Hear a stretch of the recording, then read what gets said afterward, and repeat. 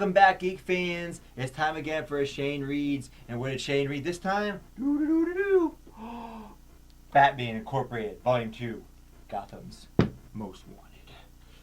This is the sequel to the first one we did. Jacob gave it to me, but it was pretty much by default at this point because we already did the first one, Batman Volume 1. It was called Demon Star. Check that out on the YouTube channel. So now we're doing Volume 2. So we're going to talk about it like always. I'm going to give you my review based around the median scale.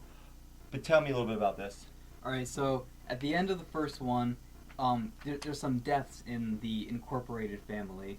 So I'll explain a little bit more about that. There's this whole Batman Incorporated thing where it has a bunch of different Batmans from all around the world. They're all part of Batman's team, and they're part of the Bat family.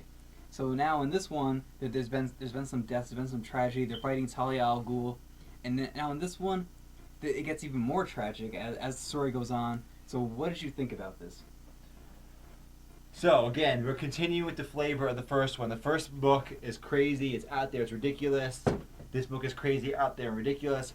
But my problem with the first book, of course spilled over the second book, is the same storyline. This is really generic Batman storyline. Super generic storyline. Talia al Ghul is terrible. I just can't. It's just so worth like every scene she's in. I'm like, really, you really go with that? And here's my other problem that I had with this one, more so than the first one. I was thinking about this with Iron Man and Captain America. Why do I like Captain America so much more than Iron Man? And I was thinking about this, and then I realized something about Captain America compared to Iron Man. Iron Man, when he has to solve a problem, he just pulls something out of his ass. Look at this new thing I can do. Oh, I got Hulkbuster armor. Oh, I got this Iron Legion. Oh, I got this other technical marvel that just suddenly came up out of nowhere. The rules change. The rules are constant and ever changing because there's no rules for him. Captain America, he's a dude with a little bit of some enhanced powers, some enhanced strength, some speed, some stamina, and he's got indestructible shields. That's who he is. That's it. He doesn't pull shit out of his ass. Everything that he does is based on those rules that he set forth. Watch the movies. They're amazing. Yeah. That's what he does. He solves situations based on, okay, I have an indestructible shield, I got military training, and I got enhanced powers. That's it. Yeah. Batman is just constantly pulling shit out of his ass. It's a never. His utility belt never ends. There's one more thing stuck under his tongue. There's one more thing he hid up his sleeve. There's one more new gadget he has to solve a problem. So every time there's a situation happening, I just go, okay, where's the random object he's going? Where's the random thing he's just going to make up? What random thing are the writers going to put in there to get out of the situation? There's no drama. At no point was there any drama for me in this whole comic book because I got conditioned based on the first one to go, oh, Batman is just going to pull something out of his hat. Batman's just going to come up with some bullshit and it's going to solve the problem, and it did. Yeah, so, it's really over the top how he does that. I agree that's something that always worries me, but it's not too big of an issue for me just because I'm used to Batman pulling shit out of his ass. So it's the reason why Captain America is so awesome. They don't do that. They make him a consistent, believable character. Yeah, but I did feel a little bit of drama in this when the big thing on the cover right here happens. Damian Wayne dies. Does he actually die, Jake? Tell me. You read comics. I'm not caught up just because I don't want to know if he comes back or not. I don't believe he died, so I'm not. I know they at least have a new Robin. So I don't know if it's him or not, but Robin always has to come back. So in this, he dies. He gets stabbed. It's pretty. I would say it was a pretty dramatic scene for me just because I even knew that it was happening going into reading this just because look at the goddamn cover. It's actually a callback to Batman Rest in Peace where Batman died. And that so Batman died. Yes, and he actually didn't even die in that story. But so yeah, he dies, and then Batman's pretty distraught over it. But then it kind of keeps the book kind of keeps its crazy over the top poppy tone. Yeah. Even though this like big dramatic. This book actually I should mention at this point that it's kind of weird reviewing it as one book because it's almost like two books. Yes. There's like the last third of the book is completely different. Yeah, and it has nothing to do with this ongoing storyline, but with Talia al Ghul. And I'm going to talk about that in a moment. Yeah, I actually want to talk about that. And here you see Damian Wayne's dead. It's pretty tragic, I guess. And I actually heard people complaining about this, saying that it was really like really wrong of them to kill off the characters, just to, like get us emotionally attached to them, and then just take them away just for the sake of telling a story.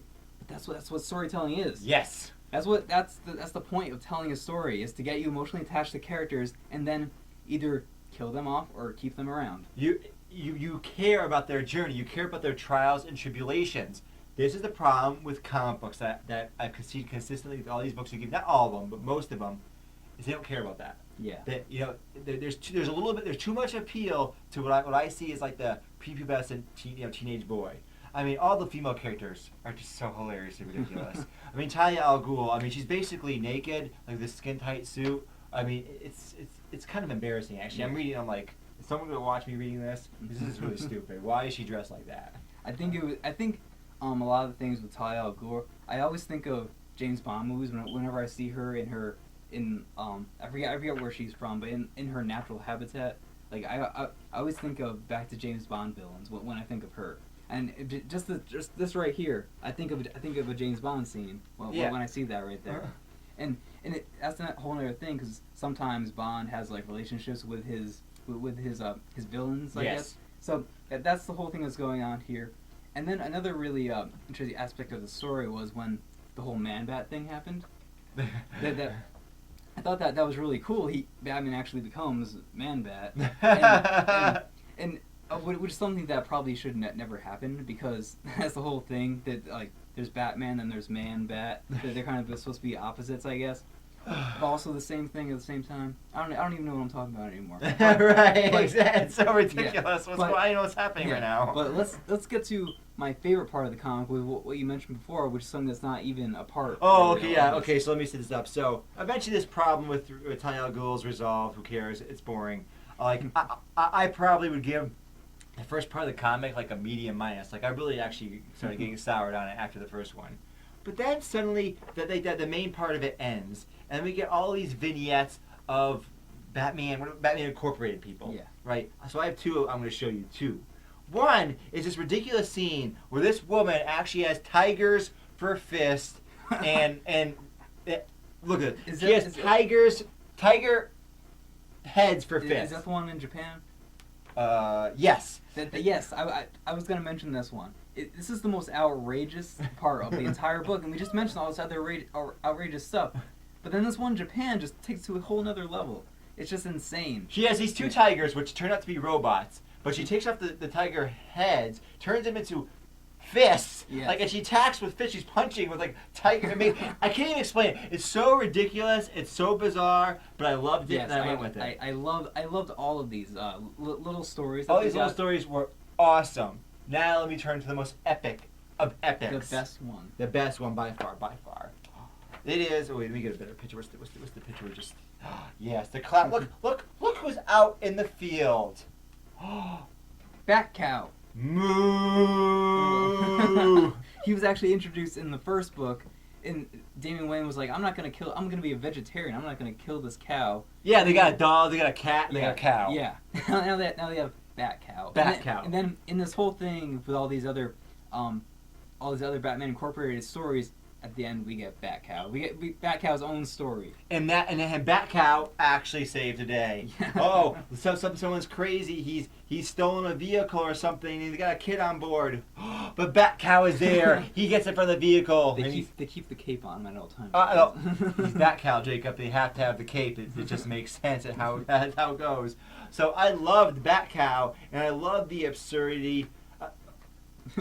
Oh my! Look at this, folks. It's fucking Batcow. It's so awesome. Batcow needs to be in the new Batman vs Superman movie. Right, I'm giving Batcow alone a straight legit. He gets my highest rating for comics because the Batcow is awesome. The rest of the comic book, though, it's medium minus. I'm sorry, Jake. It's medium minus. Yeah, I'm not too pleased.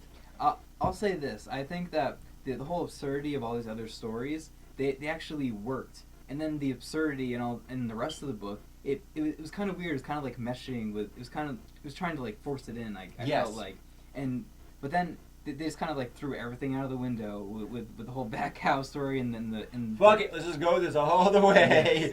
Yes. And that works. You explained in previous Shane Reed segments that works in the comics. Yes. My favorite comic we've read so far, All Star Superman, and they just say, you know what, Superman's ridiculous powerful. You know what we're gonna do? We're gonna make him even more powerful, and let's roll with it. Yeah. And it's so absurd. The characters all like ridiculous, but there's almost a consistency to the ridiculous. That's the point, right? There's some logic to that world. And they stick to it. They don't go.